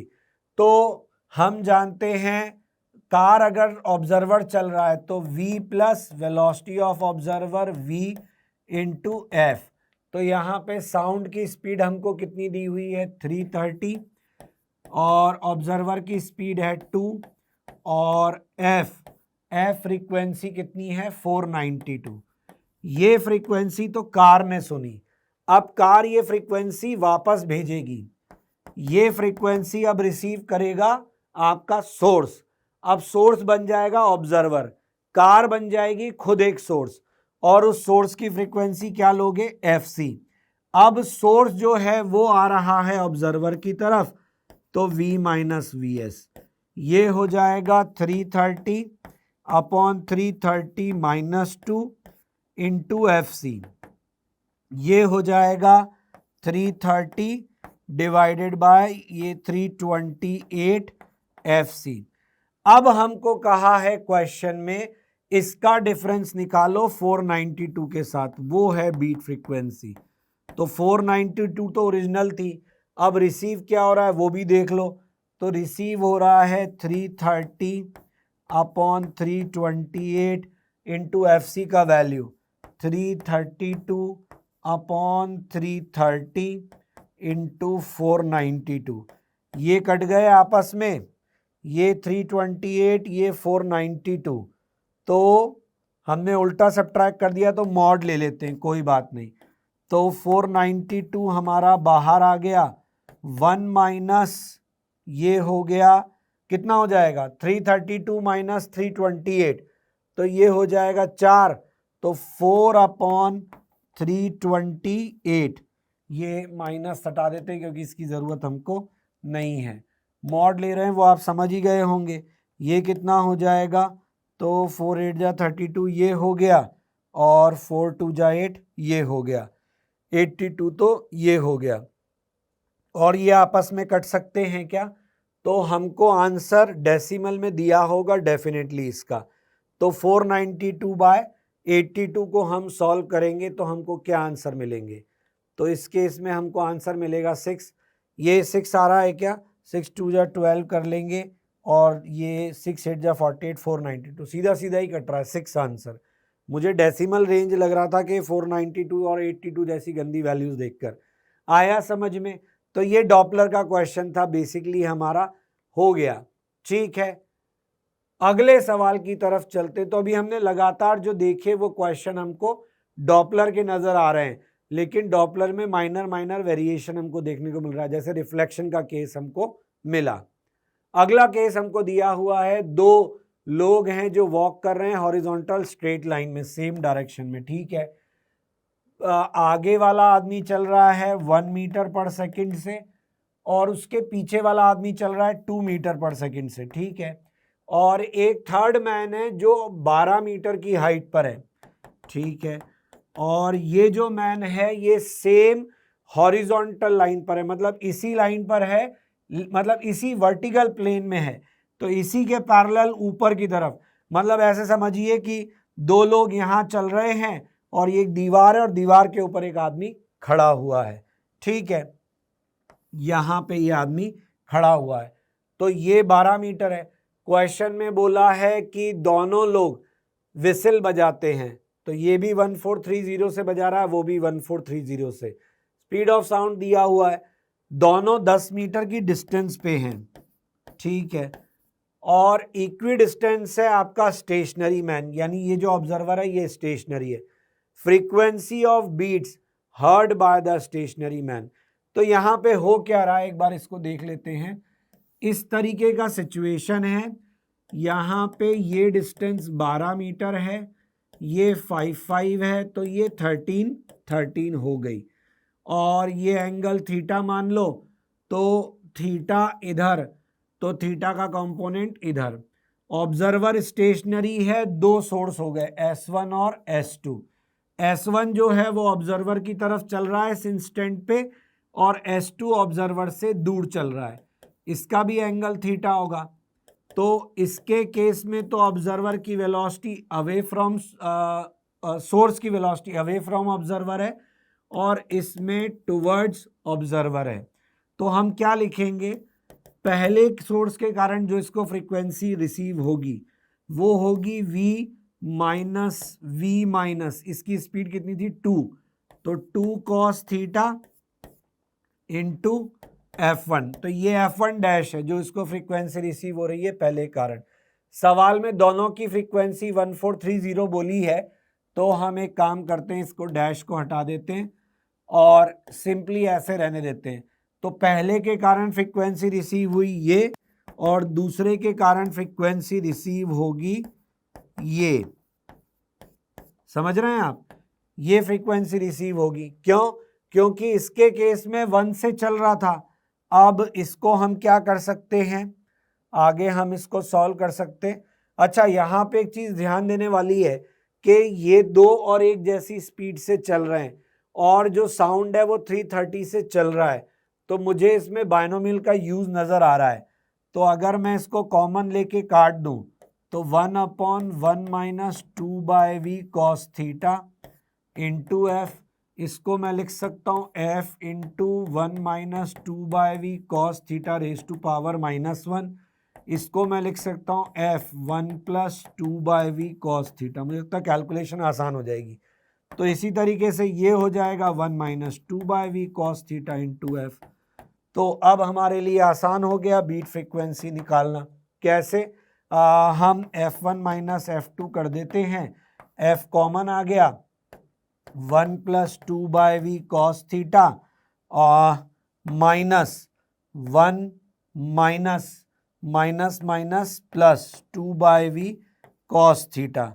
तो ये आया कितना, f into 4/v cos theta. f की वैल्यू कितनी दी हुई है क्वेश्चन में हमको, 1430, 4 330, और cos थीटा यहाँ से निकाल लेंगे 5/13। तो ये मुझे कैंसिल होता क्यों दिख रहा है, 13 1 जा 13, 113, 110, और ये कैंसिल हो रहा है ये 3, तो ये 20/3 कुछ आ रहा है। क्या आंसर दिया है हमको, रेंज में आंसर दिया गया है 4.99 से 5.01, इसके बीच में आएगा। तो 20/3 को हम सॉल्व करेंगे तो यही आएगा क्या हमारा, 1430, इधर बचा 3 और इधर 13 से 13 कैंसिल, तो ये रेंज में आंसर आ रहा है क्या हमारा, नहीं, मुझे नहीं लग रहा कि हमारा। वैल्यूज चेक कर लें, ये 2 और ये 1 ही दिया है, ये 1430 ही दिया है। तो हमने क्या किया इसके अंदर, v, ठीक है, ये साउंड की स्पीड हो गई, और सोर्स जो है वो ऑब्जर्वर की तरफ चल रहा था, तो हमने उसके कंपोनेंट कर दिए। यहाँ भी हम सही हैं, सोर्स अगर ऑब्जर्वर की तरफ चलता है तो माइनस आता है, अवे फ्रॉम सोर्स चलता है, अवे फ्रॉम ऑब्जर्वर चलता है तो प्लस आता है। तो यहाँ पे हमारा 2 cos थीटा हमने लिखा नहीं, लेकिन फिर भी वो नहीं, 2 cos थीटा नहीं आएगा क्योंकि इसकी वैल्यू 1 है। ठीक है, तो ये एक गड़बड़ थी। ये जब ऊपर गया तो ये 1 minus v by v cos theta बनेगा, ये क्योंकि एक की स्पीड जो है, स्पीड दोनों की सेम नहीं है, ये 1 minus 1 by v cos theta, यानी जब हमने सब्ट्रैक्शन किया तो यहाँ पे 1 आना चाहिए था, तो यहाँ पे 1 आना चाहिए था, ये आया 1, ये हुआ 3 बाय वी, 3 बाय वी यहाँ पे 3, तो इसके बाद का कैलकुलेशन हम एक बार फिर से चेक कर लेते हैं। 1 प्लस 3 बाय वी, तो ये फ्रीक्वेंसी 1430, ये 3 बाय 330 कॉस थीटा 5 बाय 13। अब ये हमने देखा था कि 13 से गया था कितनी बार, 110 टाइम्स, ये गया था 3, ये गया था, तो ये आया 5, तो आंसर 5 आया, और रेंज दी गई थी कि इसके बीच में अगर आप कोई आंसर लिखते हो तो भी वो सही है, तो हमारा आंसर सही आया। समझ में आया? तो यहाँ पे आपका अब जो डॉपलर है वो मोशन, जो line joining observer and source है उसमें एंगल की बात करने लग गया। तो रिफ्लेक्शन देखा आपने, फिर उसके बाद आपने line joining source and observer के केस में भी एंगल देखा। तो ऐसे करके क्वेश्चन जो है वो छोटे छोटे चेंजेस जो है उनको अकोमोडेट कर रहा है। बढ़ते हैं आगे नेक्स्ट क्वेश्चन की तरफ। इस क्वेश्चन में हमको दिया हुआ है, एक्सपेरिमेंट है, मेजर कर रहे हैं speed of sound bye resonating air column, tuning fork का फ्रीक्वेंसी दिया हुआ है 500 hertz, length of air column जो है वो वेरी कर रहा है, दो सक्सेसिव रेजोनेंस हमको सुनाई दे रहे हैं 50.7 और 80.39 पर। तो सबसे इंपॉर्टेंट चीज तो पहले हमारे लिए यही है कि हम जानते हैं 83.9 और 50.7 सब्ट्रैक्ट करें तो हमको मिलेगा लैम्डा बाय 2, 33.2, बिकॉज हम जानते हैं कि अगर एक हमारा रहा होगा लैम्डा बाय 4 तो दूसरा रहा होगा 3 लैम्डा बाय 4। फॉर एग्जाम्पल मैं ले रहा हूं सक्सेसिव के लिए, तो यहां से हमको लैम्डा बाय 2 यानी दो सक्सेसिव रेजोनेंस, यहां दो सक्सेसिव रेजोनेंस के बीच का डिफरेंस जो है वो 33.2 आ रहा है। इसका मतलब लैम्डा की वैल्यू हो गई 66.4। तो एक तो हमारा ऑप्शन सी सही हो गया पहली बार में कि लैम्डा बराबर 66.4 है। देख सकते हो आपके मतलब बहुत ही बेसिक क्वेश्चन है, वेव के ऊपर जेईई एडवांस ने पूछा है, जिसमें से एक ऑप्शन तो आपका इतनी सी बात से सॉल्व हो गया कि आपने ये डिफरेंस लिख दिया। फिर अगली चीज हमको मांगी स्पीड ऑफ साउंड, तो स्पीड ऑफ साउंड के लिए v बराबर एफ लैम्डा हम यूज कर सकते हैं। हमको v दिया हुआ, f दिया हुआ है 500 एंड ये 66.4, तो हमें v का वैल्यू मिल जाएगा। कितना आएगा सॉल्व करके देख सकते हैं, 66, 4, 5, 4, 0, 2, 32, 3 और 33, तो यही आएगा 332 मीटर पर सेकेंड। तो ए भी सही हो गया। अब एंड करेक्शन की बात आती है, ये थोड़ा सा ट्रिकी पार्ट है, इसको समझ लीजिए। अब आप देखिए यहां पर कि आपका जो कॉलम लेंथ है वो या तो लैम्डा बाय 4 होगा या 3 लैम्डा बाय 4 होगा, और इसी तरीके से odd integral multiple of lambda by 4 होगा। तो हमें लैम्डा बाय 4 की वैल्यू तो 66 कितनी मिली हमको, लैम्डा बाय 4 हमने नहीं निकाला, लैम्डा बाय 4 निकाल लेते हैं, तो ये कितना मिलेगा 66.4 डिवाइडेड बाय 4, ये कितना हो जाएगा 4 1 जा 4, ये 26, 4 6 जा 24 और ये 6, 16.6 हमको मिलेगा। तो अगर हमको लैम्डा बाय 4 की वैल्यू 16.6 मिल रही है तो ये 16.6 होगा, तो अगला 3 टाइम्स कर दो 49.8। अब आप देख सकते हो कि 49.8 जो है इट इज क्लोज्ड टू 50.7, बहुत ही पास वैल्यूज हैं। इसका मतलब ये हुआ कि 50.7 plus e is equal to 49.8। अब आप कहोगे कि सर यहाँ पे तो आपका लेंथ ज्यादा आ रहा है ऑलरेडी और आप उसमें ई जोड़ रहे हो, तो यहाँ पे हमारा एंड करेक्शन जो है वो नेगेटिव आएगा। नेगेटिव एंड करेक्शन का मतलब ये है कि ट्यूब का लेंथ एक्चुअल रिक्वायरमेंट से छोटा है। तो ई की वैल्यू -0.9, मतलब ई की वैल्यू 0.9 है, एंड करेक्शन 0.9 है। तो ये हमको कहां पे देखने को मिल रहा है, बी ऑप्शन में देखने को मिल रहा है। तो ये हमारे ए बी और सी सही हो गए, डी में बोला है रेजोनेंस 50.7 वाला फंडामेंटल हार्मोनिक है। नहीं भाई, थर्ड हार्मोनिक है, साफ साफ दिख रहा है, तो इसका मतलब डी ऑप्शन गलत हुआ। तो आंसर होना चाहिए ए बी सी। क्लियर है? आगे बढ़ते हैं अगले सवाल की तरफ। अगला सवाल डॉपलर का है और इसमें अच्छी बात यह है कि एक केस में सोर्स चल रहा है, एक केस में ऑब्जर्वर चल रहा है, और एक सोर्स जो है वो स्टेशनरी है। मतलब दो सोर्सेज हैं, एक ऑब्जर्वर है और ऑब्जर्वर भी चल रहा है, सोर्स दोनों में से एक सोर्स चल रहा है। हमको कहा है ये कितनी बीट सुनेगा ये बताओ। तो देखो भैया, ऐसा S2 से जो साउंड चलेगी वो तो ऑब्जर्वर की तरफ जा रही है, उसमें कोई काट छाट नहीं है, बट ऑब्जर्वर इसकी तरफ मूव कर रहा है। तो अगर मैं S2 के केस में फ्रीक्वेंसी ऑब्जर्व लिखूं तो ये फ्रीक्वेंसी ऑब्जर्व जो है ये ऑब्जर्वर की वजह से चेंज होगी। तो F2 डैश जो है वो इसके बराबर होगा, ठीक है ना। और दूसरे वाले केस में F1 डैश में क्या होगा, इन दोनों को ज्वाइन करेंगे, ये 6 हो गया, ये 8 हो गया, तो tan थीटा बराबर 6/8, 3/4, यानी ये एंगल कितना हुआ, ये एंगल 37 हो गया, tan 37 है ना। tan थीटा बराबर 6/8 यानी 3/4, तो ये 37 हो गया, तो ये 53 हो गया। तो हम जानते हैं सोर्स और ऑब्जर्वर को मिलाने वाली लाइन जो है उसके अलोंग कंपोनेंट हमको लिखने होते। तो S2 के केस में केस सिंपल था, क्योंकि जो ऑब्जर्वर है वो सीधा सीधा S2 की तरफ जा रहा था, तो फ्रीक्वेंसी ऑब्जर्व्ड ये हुआ।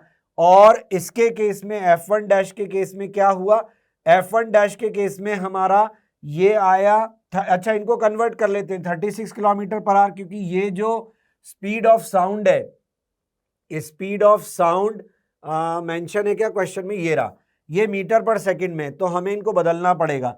36 किलोमीटर पर आवर यानी 10 मीटर पर सेकंड हो गया, एंड 108 किलोमीटर पर आवर कितना हो गया, 108 इंटू 5/18, 2 9 जा 18, 2 5 जा 10, 4 6 30, तो ये हो गया 30 मीटर पर सेकंड।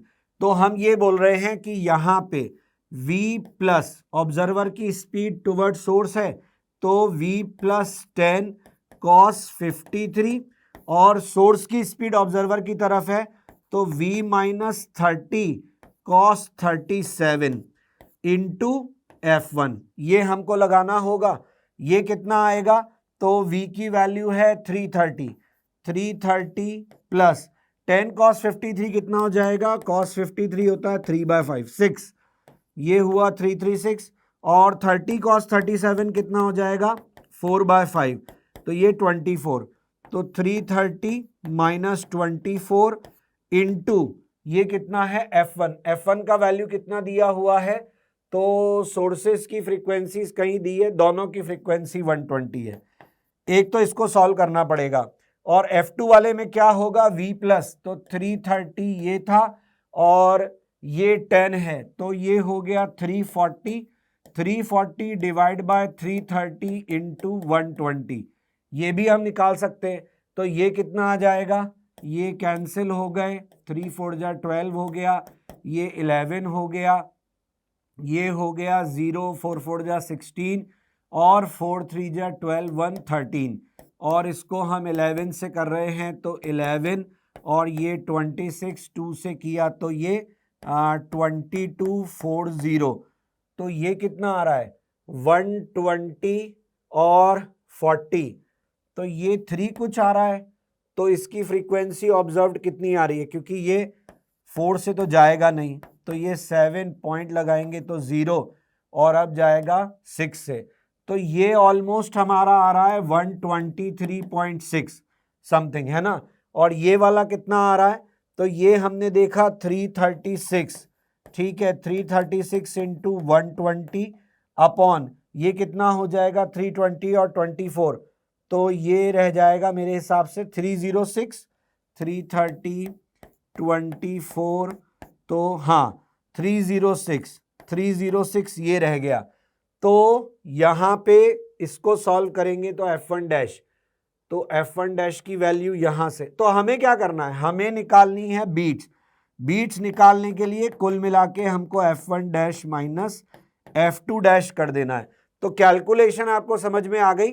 यहां पे आपको सॉल्व करके फ्रीक्वेंसी बीट की निकालनी है। बीट्स आपको सुनाई क्यों देंगे, ये बात समझ में आ गई कि आपका जो सोर्सेज हैं उनके दो केस। तो ये सवाल जो था, इस सवाल में देखिए जो अच्छी बात थी वो ये थी कि इसमें दो सोर्सेज लिए गए।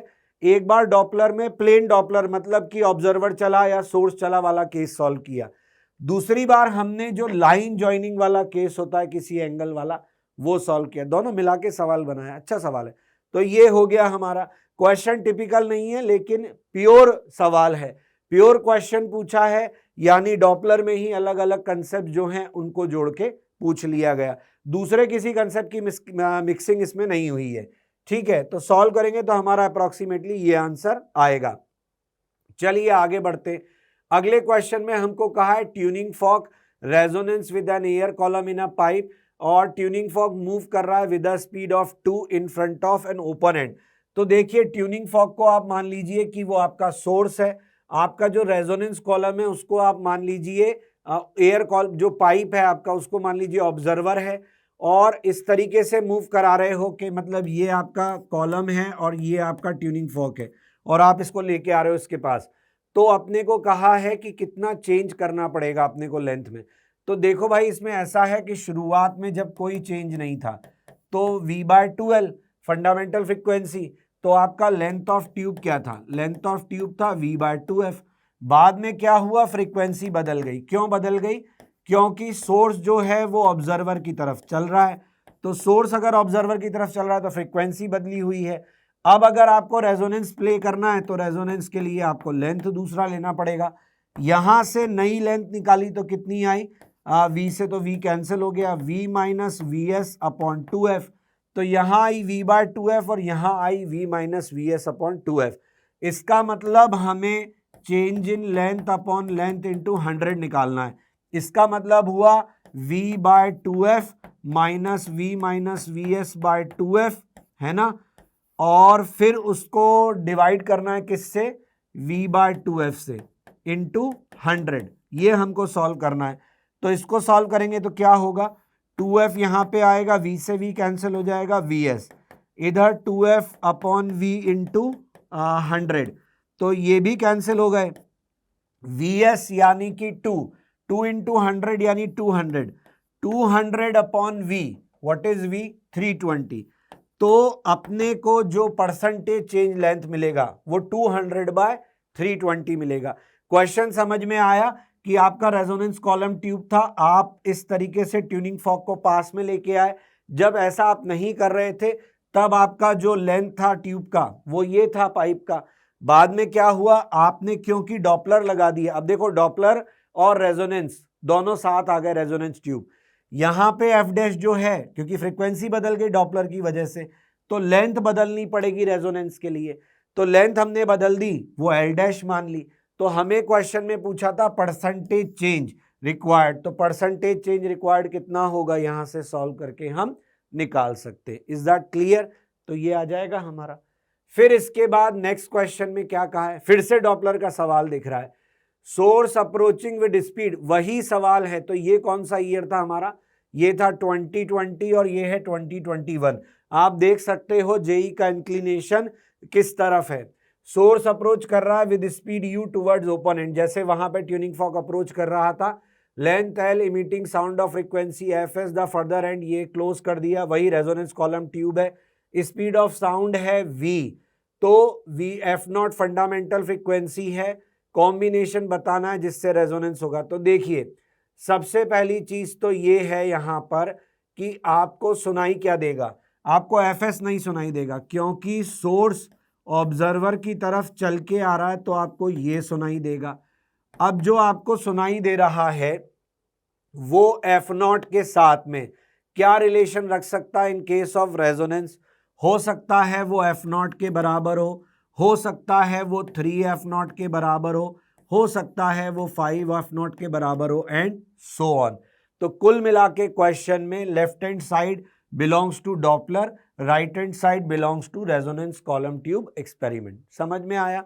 अब यहां पे अलग अलग जो वैल्यूज दी हैं उनको रख के देख लेते हैं। जैसे ए ऑप्शन क्या कह रहा है, ये 0.8, तो ये 0.8 हो गया, सोर्स चल रहा है ऑब्जर्वर की तरफ, ठीक है।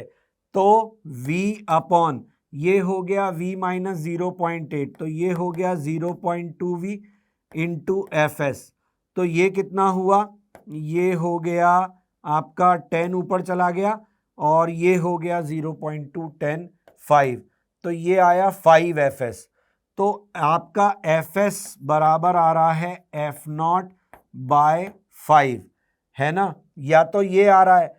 और अगर हम इसको ऐसे नहीं देखें, हमें FS और F0 का रिलेशन चाहिए, U बराबर 0.8V, तो 0.8V हमने यहाँ पे रखा, 0.2 आया, 0.2 इंटू 10/2 5, तो 5 FS बराबर F0 आया। तो FS की वैल्यू F0 बाय 5 ये तो नहीं आ रही।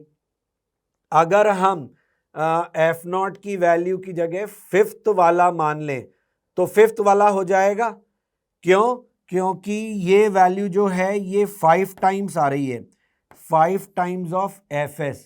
तो 5 टाइम्स ऑफ FS, इसको देखते हैं। बी वाले में क्या बोला है, बी वाले में बोला है 0.8V and FS equal to 2F0।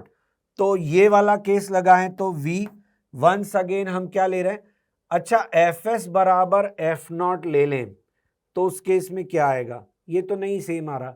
फिर यहां लगाएंगे यही रिलेशन, तो ये कितना आ रहा है 0.8, ये फिर से 5 FS आ रहा है, तो ये भी नहीं हो सकता।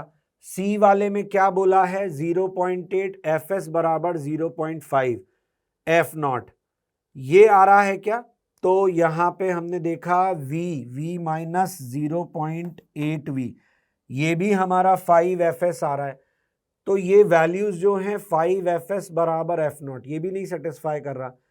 तो हमारा F0 का वैल्यू ये किसके साथ रेजोनेंस दिखा सकता है, F0 के साथ दिखा सकता है, 3F0 के साथ दिखा सकता है।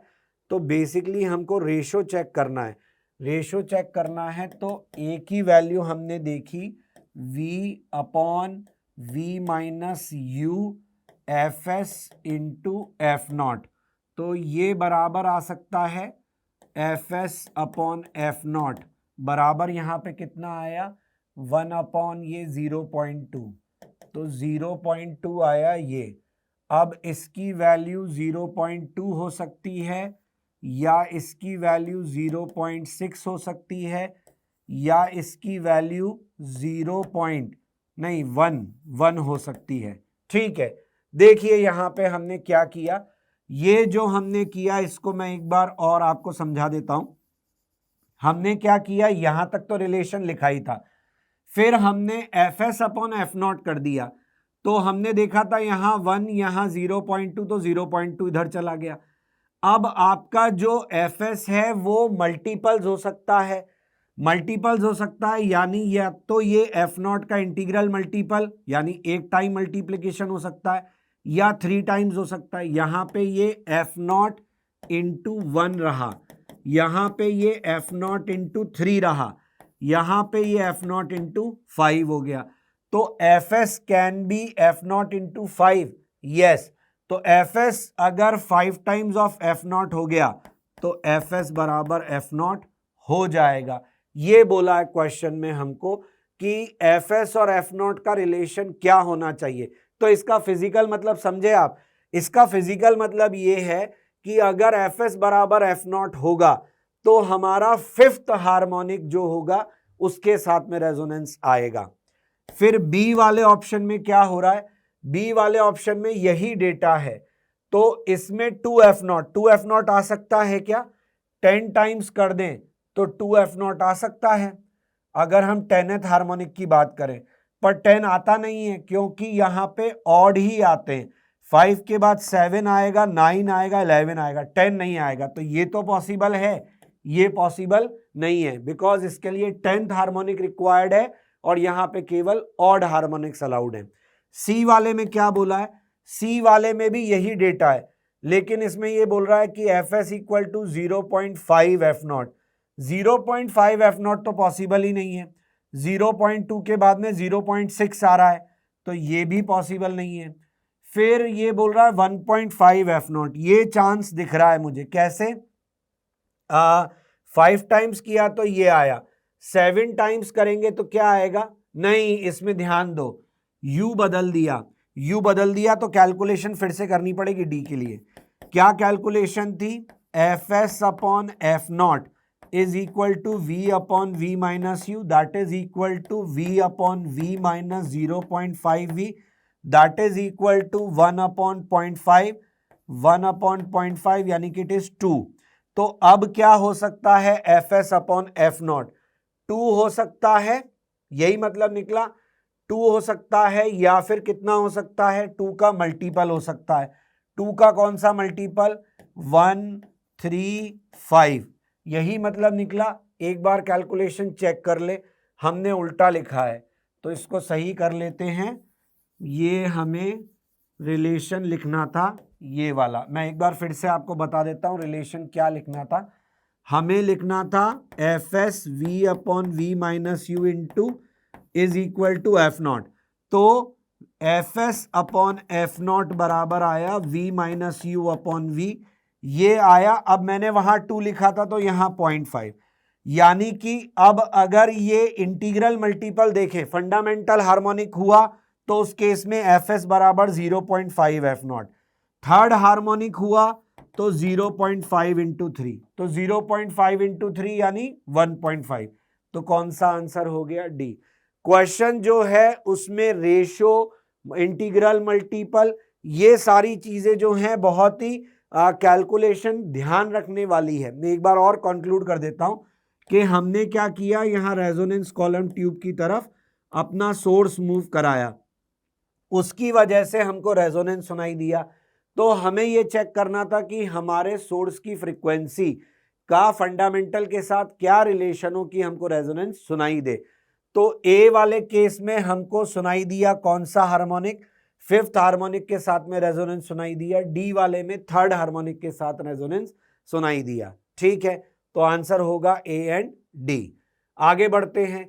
ये रहा फिर से डॉपलर का क्वेश्चन, और इस क्वेश्चन में आपके सोचने के लिए, आप पहले पैराग्राफ पढ़िए, तो पैराग्राफ पढ़ने के बाद आपका वैसे ही जो क्वेश्चन करने का टेम्परामेंट है वो डाउन हो जाता है, क्योंकि इतनी सारी थ्योरी देख के आप लोग जो है वो छोड़ देते हो कि इतना सारा है, जबकि पैराग्राफ जो है वो इंफॉर्मेशन को स्प्रेड करके देने के अलावा और कुछ नहीं है। तो यहाँ पे S1 S2 दो आइडेंटिकल सोर्सेज हैं, फ्रीक्वेंसी 656 दोनों की दी हुई है। S1 जो है वो यहां रखा हुआ है, S2 जो है वो एंटी क्लॉकवाइज घूम रहा है। PQR हमारे इस तरीके से पॉइंट दिए हुए हैं। अब सवाल शुरू होता है। S1 जो है वो OP पर मूव कर सकता है, स्पीड ऑफ साउंड जो है वो 324 है। अब क्या कह रहा है क्वेश्चन, वो देखते हैं। तो क्वेश्चन का पहला पार्ट कह रहा है कि only S2 is emitting and it is at Q।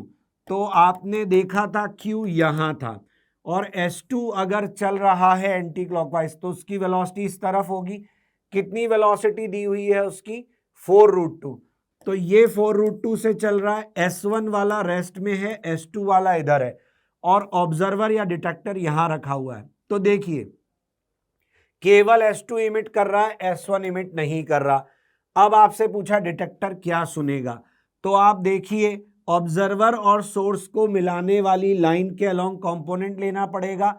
ये 45 है, ये भी 45 होगा। 4√2 का इधर की तरफ कंपोनेंट आएगा, कितना आएगा?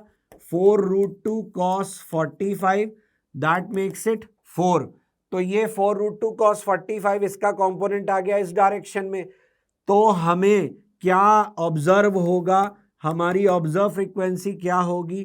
Source is moving away, so V plus V S into F. What is V? V is 324, 324 divided by, और ये कितना हुआ? 4, क्योंकि Vs का कंपोनेंट आया।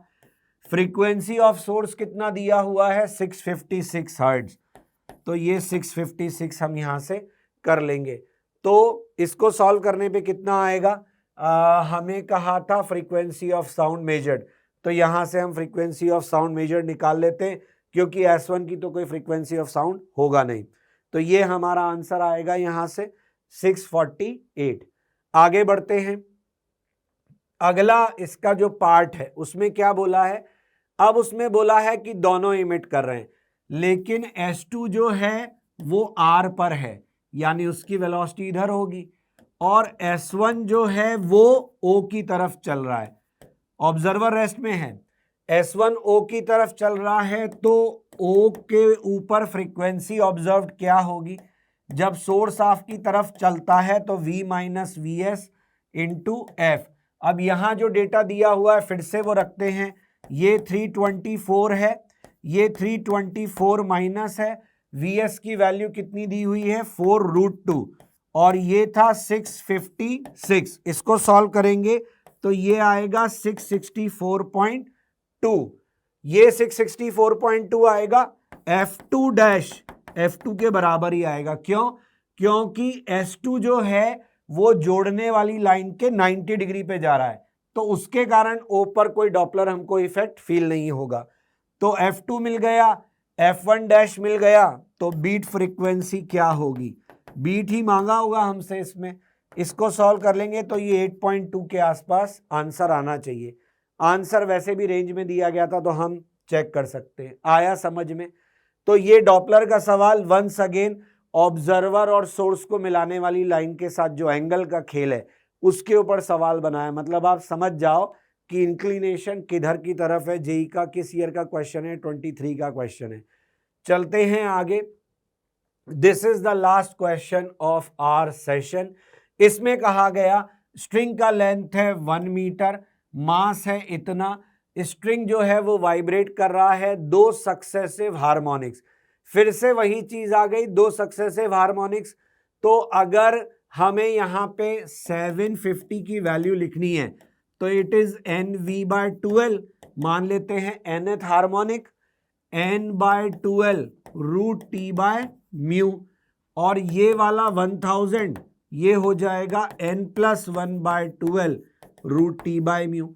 रेशो ले लो तो ये कितना रह जाएगा 100, ये कितना रह जाएगा 75, और ये कितना रह जाएगा n+1, ये कितना रह जाएगा n।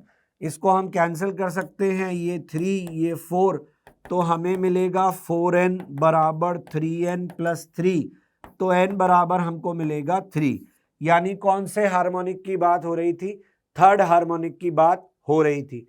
तो हमसे क्वेश्चन में कहा है कि टेंशन बताओ, तो किसी भी एक जगह हम रख देते हैं, लेट से यहां रख दें, तो 753/2, L की वैल्यू कितनी है 1, वेरी नाइस, √T/μ, म्यू की वैल्यू कितनी है 2 × 10⁻⁻5, तो ये हो गया 3 से कैंसिल करेंगे तो 3 2 जा 6, 3 5 जा 15, 0, और ये हो गया 500 स्क्वायर ऑन बोथ साइड, तो ये हो गया इतना T/2 × 10⁻⁻5, ये हो गया 550, 1 2 3 4 5, 10⁻5 10⁻⁻5 बराबर T, तो T का वैल्यू आ गया 5। बहुत इजी क्वेश्चन था, सिंपल हार्मोनिक का जो डिफरेंस होता है सक्सेसिव हार्मोनिक्स का उसके ऊपर था। समझ में आया आपको? तो ये रहा हमारा session on wave, on string and sound wave, और आपने देखा कि किस तरीके के क्वेश्चन जेई एडवांस ने पिछले इतने सालों में आपसे पूछे हैं, और डेफिनेटली अब आपको आइडिया भी लग गया होगा कि किस तरीके का क्वेश्चन जो है वो जेई आपसे अभी तक पूछता आया है और उसका इंक्लिनेशन किस तरफ शिफ्ट हो रहा है। तो अकॉर्डिंगली आप अपनी तैयारी को, अपने जो भी प्रिपरेशन है उसको मॉडिफाई कर सकते हैं, उसको आप देख सकते हैं कि आपको किस तरीके से उसको प्लान करना है। डेफिनेटली यहाँ पे कॉम्बिनेशंस जो आए वेव में, हमने देखा कि बहुत ही कम दूसरे टॉपिक्स के साथ कॉम्बिनेशन आए, प्योर क्वेश्चन ज्यादा आए, फ्रीक्वेंसी ऑफ क्वेश्चंस कम रहा लेकिन प्योर क्वेश्चन ज्यादा है। इसका मतलब ये है कि अगर जेईई एडवांस में आपको वेव का क्वेश्चन मिलता है तो वो अपने ही टॉपिक के ऊपर फ्रेम किया हुआ क्वेश्चन होता है, दूसरे टॉपिक्स के साथ में उसकी जो मिक्सिंग है वो थोड़ी सी कम होती है। तो आप इसमें प्रिटी कॉन्फिडेंट रह सकते हो कि इसका क्वेश्चन आया तो यू कैन अटेम्प्ट इसको, मतलब सबसे पहले आप कर सकते हो। ये मेरी तरफ सजेशन है, आप अपनी स्ट्रेटेजी अपने अकॉर्डिंग, अपनी कैपेबिलिटीज के अकॉर्डिंग ही डिसाइड करें। बढ़िया रहेगा। So this is all from my side, thank you so much. And आपको यहाँ से कुछ फायदा होगा ऐसा मैं जरूर सोचता हूँ, मानता हूँ। Best of luck from my side, thank you.